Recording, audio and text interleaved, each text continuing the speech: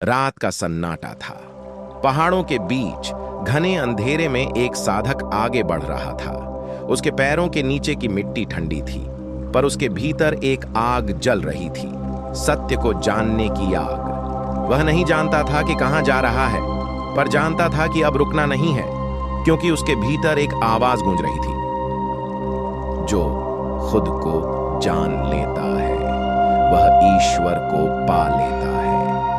वह युवक एक राजमहल से आया था। नाम था आनंद। बचपन से उसे हर सुख मिला, हर चाह पूरी हुई। फिर भी उसके मन में एक खालीपन था, जैसे सब कुछ होते हुए भी कुछ नहीं। एक रात उसने देखा, राजमहल की दीवारों से बाहर एक अंतिम यात्रा जा रही थी।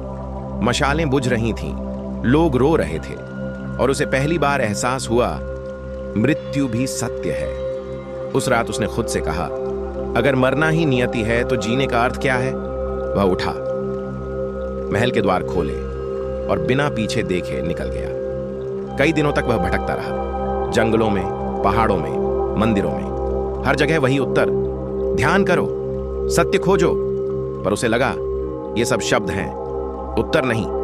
फिर एक दिन किसी ने कहा, राजगृह की पहाड़ियों के पास एक संत हैं जो कुछ नहीं सिखाते, फिर भी सब सिखा देते हैं।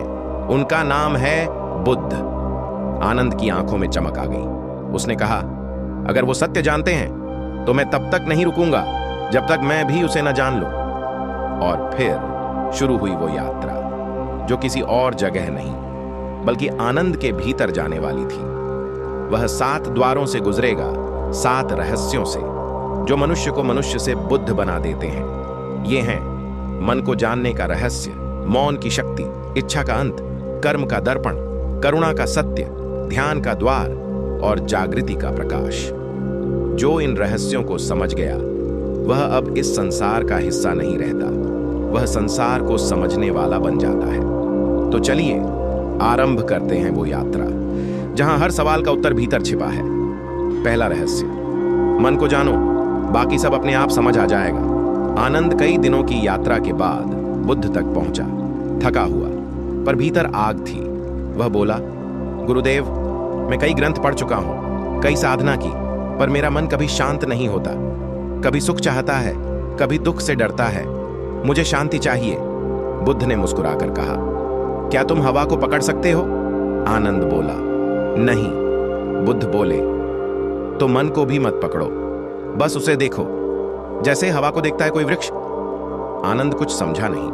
बुद्ध ने कहा, आज रात इस नदी के किनारे बैठो, नदी को देखो, विचारों को नहीं। रात बीती। आनंद ने नदी को देखा। लहरें उठीं, टूटीं, बिखरीं, फिर शांत हो गईं। उसे लगा उसके मन में भी वैसा ही कुछ चल रहा है। सुबह वह बुद्ध के पास लौटा और बोला, गुरुदेव, मैंने देखा, विचार आते हैं, जाते हैं, पर मैं तो वही हूं, शांत। बुद्ध बोले, अब तुमने मन को जान लिया। जो मन को जान लेता है वह खुद को जान लेता है। मन को जीतने की कोशिश मत करो, बस उसे समझो, वही ध्यान है। दूसरा रहस्य, मौन शब्दों से बड़ा है। अगले दिन बुद्ध और आनंद एक शांत वन में पहुंचे। वहां सैकड़ों शिष्य मौन में बैठे थे, किसी के होंठ नहीं हिले, फिर भी हवा में गहराई थी। आनंद बोला, गुरुदेव, ये लोग कुछ बोलते क्यों नहीं? बुद्ध ने कहा, क्योंकि जब मन शांत होता है, शब्दों की जरूरत नहीं रहती। उन्होंने एक झील की ओर इशारा किया। देखो, जब पानी स्थिर होता है तब उसमें आकाश दिखाई देता है, वैसे ही जब मन मौन होता है तब उसमें सत्य दिखाई देता है। उस रात आनंद ने ध्यान में बैठना शुरू किया। पहले तो भीतर विचारों का तूफान उठा, कभी अतीत की यादें, कभी भविष्य का भय, पर धीरे धीरे वह बस देखने लगा। कोई आवाज नहीं, सिर्फ मौन। फिर अचानक उसे ऐसा लगा जैसे पूरा अस्तित्व सांस ले रहा है और वह उसका हिस्सा है। आंखें खुली और वह कांप गया। सुबह बुद्ध ने पूछा, क्या देखा? आनंद बोला, कुछ नहीं, बस मौन देखा और उसी में सब कुछ था। बुद्ध मुस्कुराए, अब तुमने दूसरा रहस्य समझ लिया। मौन खाली नहीं होता, वह जीवन से भरा होता है। जब तुम मौन में उतरते हो तो ब्रह्मांड तुम्हारे भीतर उतर आता है। रहस्य तीसरा, इच्छा का अंत ही शांति की शुरुआत है।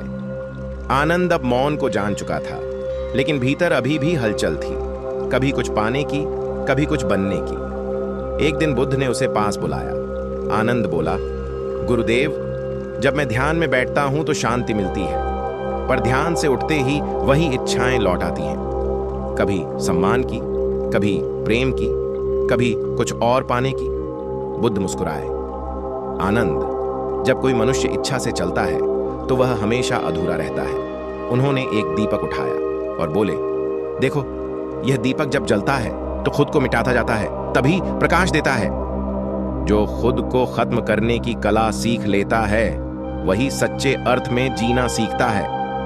रात में आनंद ने ध्यान किया। उसने देखा उसकी हर इच्छा एक जंजीर जैसी है। हर मुझे चाहिए एक बोझ है। धीरे धीरे उसने सब छोड़ना शुरू किया। पहले वस्तुओं की चाह, फिर लोगों की चाह और आखिर में खुद कुछ बनने की चाह। सुबह वह शांत था, जैसे कोई लहर सागर में लौट गई हो। बुद्ध बोले, अब तुमने तीसरा रहस्य जान लिया। जो चाहता नहीं वही पाता है। इच्छा मिटने पर ही ईश्वर जन्म लेता है। रहस्य चौथा, कर्म का दर्पण। कुछ दिन बाद एक किसान बुद्ध के पास आया। उसने कहा, भगवान, मैं बहुत कर्म करता हूं, पर मेरा जीवन दुखों से भरा है। क्यों? बुद्ध बोले, कर्म बीज की तरह है। वह तुरंत फल नहीं देता, पर निश्चित फल देता है। आनंद ने पूछा, गुरुदेव, तो क्या हम अपना भविष्य बदल सकते हैं? बुद्ध मुस्कुराए, नहीं और हां, अतीत का बीज बोया जा चुका है, पर आज का कर्म तुम्हारे भविष्य का बीज है। उन्होंने एक दर्पण सामने रखा। आनंद, यह चेहरा कैसा दिखता है? जैसा मैं हूं, आनंद बोला। तो कर्म भी वैसा ही है। जो करोगे वही लौटकर तुम्हारे पास आएगा। क्रोध दोगे तो दुहुक मिलेगा, प्रेम दोगे तो शांति लौटेगी। क्रोध दोगे तो दुहुक मिलेगा, प्रेम दोगे तो शांति लौटेगी। रात को आनंद ने ध्यान में देखा। उसके पुराने कर्म उसके मन में चलचित्र की तरह घूम रहे थे। हर गलती, हर छल, हर ईर्ष्या, सब लौट कर सामने थी। आंखों से आंसू बहे और पहली बार उसने खुद को माफ किया। बुद्ध बोले, कर्म तुम्हें बांधता नहीं, तुम्हारी अज्ञानता बांधती है। जब जागृत हो जाओगे, कर्म भी तुम्हारे चरणों में झुक जाएगा। रहस्य पांचवां, करुणा ही सबसे बड़ा धर्म है। एक दिन एक आदमी बुद्ध के पास आया, गुस्से से भरा हुआ। वह चिल्लाया, तू झूठा है, तेरे उपदेश झूठ हैं। आनंद क्रोधित हुआ, पर बुद्ध शांत रहे। वह व्यक्ति थक कर चला गया। आनंद ने पूछा, गुरुदेव, आपने उसे रोका क्यों नहीं? उसे बताया क्यों नहीं कि वह गलत है? बुद्ध ने कहा, आनंद, अगर कोई तुम्हें उपहार देता है और तुम उसे स्वीकार नहीं करते तो वह उपहार किसके पास रहता है? आनंद बोला, देने वाले के पास। बुद्ध बोले, वैसे ही अगर कोई तुम्हें अपशब्द देता है और तुम उसे स्वीकार नहीं करते तो वह उसी के पास लौट जाता है। करुणा का अर्थ है दूसरों के अंधकार को अपने प्रकाश से जवाब देना। रात को आनंद ने ध्यान किया और देखा, करुणा किसी भावना का नाम नहीं है। वह स्थिति है जहां तुम समझते हो कि सामने वाला भी तुम ही हो। बुद्ध बोले, करुणा का अर्थ है दूसरे को समझो, भले वो तुम्हें न समझे। यही प्रेम का शुद्ध रूप है। रहस्य छठा, ध्यान ही द्वार है। बुद्ध ने कहा, आनंद, अब तुमने मन, मौन, इच्छा, कर्म और करुणा को जान लिया है। अब समय है भीतर प्रवेश करने का। आनंद बोला, गुरुदेव, भीतर प्रवेश कैसे? बुद्ध बोले, आंखें बंद करो और उस देखने वाले को देखो जो देख रहा है। आनंद ध्यान में बैठा। विचार उठे, यादें आईं, डर आए, पर वह बस देखता रहा। धीरे धीरे सब कुछ रुक गया, जैसे समय ठहर गया हो। उसे लगा वह शरीर नहीं, मन नहीं, विचार नहीं, बस एक साक्षी है। बुद्ध ने कहा, अब तुम द्वार पर पहुंच गए हो। ध्यान कोई क्रिया नहीं, ये घर लौटने की यात्रा है। जो भीतर उतर गया उसे बाहर की दुनिया कभी नहीं डरा सकती। रहस्य सातवां, जागृति ही मुक्ति है। आखिरी दिन बुद्ध ने कहा, आनंद, अब एक ही कदम बचा है, जागना। आनंद ने पूछा, क्या मैं अभी सो रहा हूं गुरुदेव? बुद्ध मुस्कुराए, हां, जैसे स्वप्न देखने वाला जानता नहीं कि वह सपना देख रहा है। आनंद ने गहरी सांस ली, ध्यान में बैठ गया। वह अब केवल श्वास देख रहा था, ना कोई विचार, ना कोई चाह, ना कोई मैं। धीरे धीरे कुछ टूटा, और एक नई रोशनी भीतर से फैलने लगी। आंखों से आंसू बह निकले। उसे एहसास हुआ, मैं वही हूं जिसे मैं खोज रहा था। बुद्ध ने उसकी ओर देखा और बस इतना कहा, अब तुम जाग चुके हो आनंद। जो जाग गया उसके लिए जीवन और मृत्यु एक हो जाते हैं, वही मुक्ति है। मित्रों, बुद्ध का यह ज्ञान केवल सुनने या पढ़ने की चीज नहीं है, बल्कि इसे जीवन में उतारना ही असली साधना है।